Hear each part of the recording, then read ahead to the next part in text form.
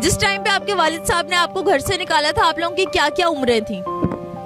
मेरी तकरीबन 8, 9, 10 साल थी। और आपकी? मैं तो उस वक्त पैदा ही हुआ था अभी तक। आप पैदा हुए थे और आपके पैदा होने पे वालिद साहब ने घर से निकाल दिया था? जी हाँ।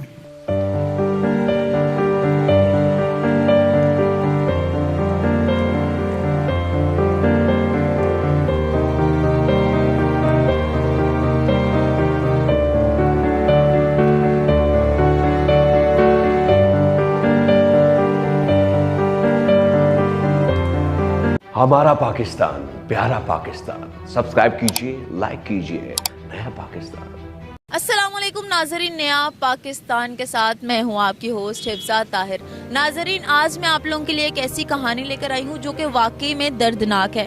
कहते हैं कि माजूरी इंसान से बहुत कुछ करवा देती है, लेकिन माजूरी के पीछे घर से निकाले जाना एक बहुत ही शर्मनाक हरकत है जो कि इनके अपने ही वालिद साहब ने।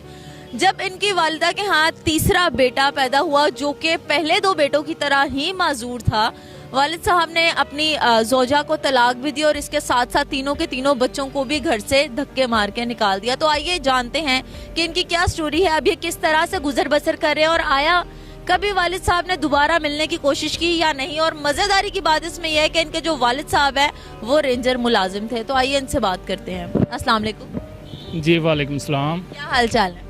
जी अल्हम्दुलिल्लाह ठीक ठाक, शुक्र अल्लाह का। हमें ये बताएं कि आप तीनों माशाल्लाह से अब तो इस पोजीशन में हैं कि अपना कमा सकते हैं, अपना खा सकते हैं। जिस टाइम पे आपके वालिद साहब ने आपको घर से निकाला था, आप लोगों की क्या क्या उम्रें थी?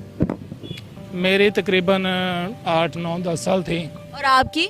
मैं तो उस वक्त पैदा ही हुआ था अभी तक। आप पैदा हुए थे और आपके पैदा होने पे वालिद साहब ने घर से निकाल दिया था? जी हाँ। क्या वजह क्या थी? क्या फाइनेंशियली कोई इशू था या वो ये कह रहे थे कि सारे बच्चे इस तरह के पैदा हो रहे हैं? भाई यही समझ लें, उन्होंने जब देखा कि तीनों बेटे माजूर पैदा हुए तो उन्होंने वालदा को डिवोर्स दे दी थी। उसके बाद हम भी वालदा के साथ उन्हें हमें भी छोड़ दिया उसने, और उसने आगे शादी कर ली थी।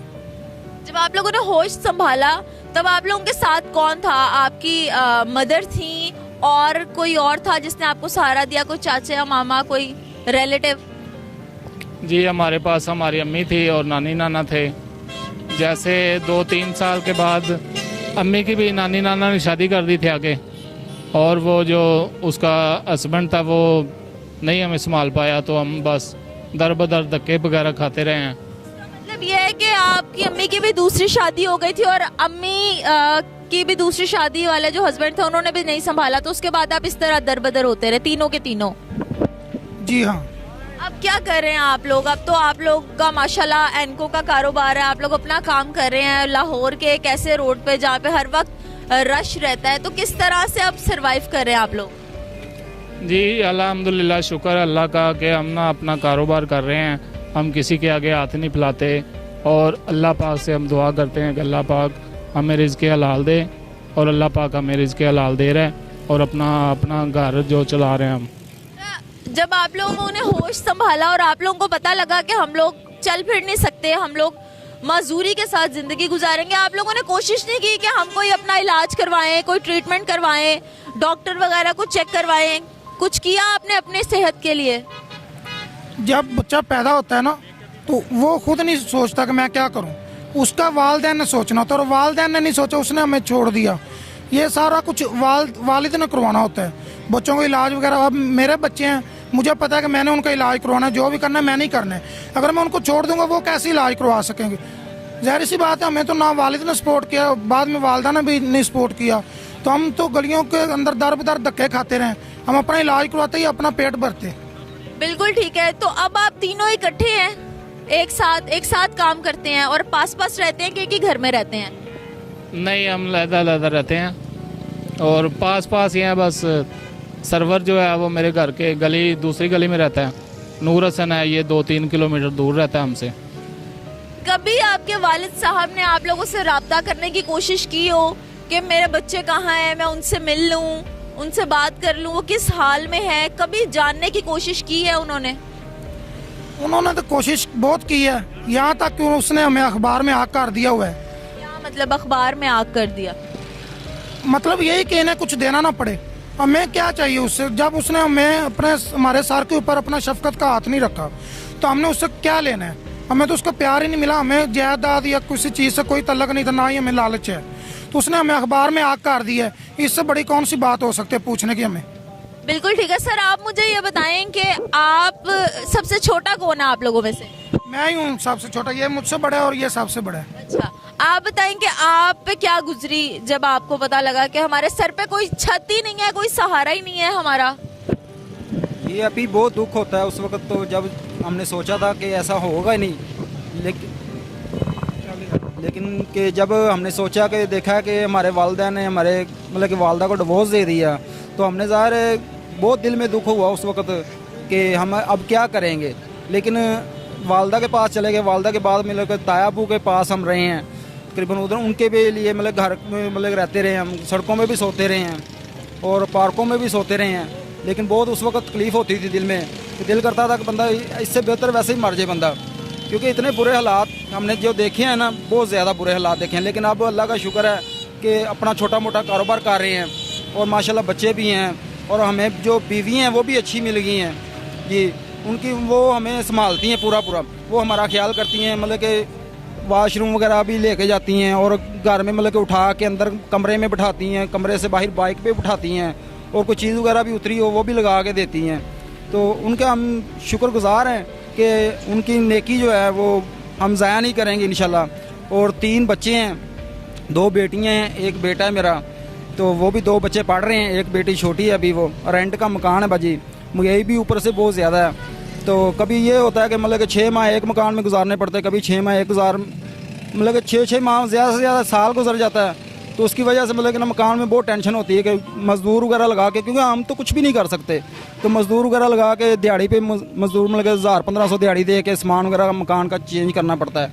तो यही है बहुत ज़्यादा, सबसे ज़्यादा मसला ये है जो हम रेंट पे रहते हैं। हमारी बहुत सारी मुश्किलें, अगर कोई अपना मकान हो जाए ना, चाहे 2 मरले का ही हो, तो हमारी बहुत सारी मुश्किलें जो हैं वो आसान हो सकती हैं।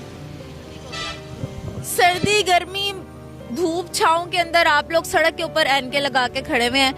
अब मुझे ये बताएं कि आप लोगों के पास अपनी अपनी कन्वेंस तो मौजूद है, आपके पास भी बाइक है, आपके पास भी बाइक है, आपके पास भी बाइक है, तो गुजर बसर करना आसान है कि मुश्किल होता है? लोग तो नहीं तंग करते हैं? सबसे ज्यादा मेन वजह यह है कि आप लोग किसी के पीछे भाग नहीं सकते, ठीक है ना? भागने की वजह यह है कि आप लोगों की टांगे सही तरह काम नहीं करती।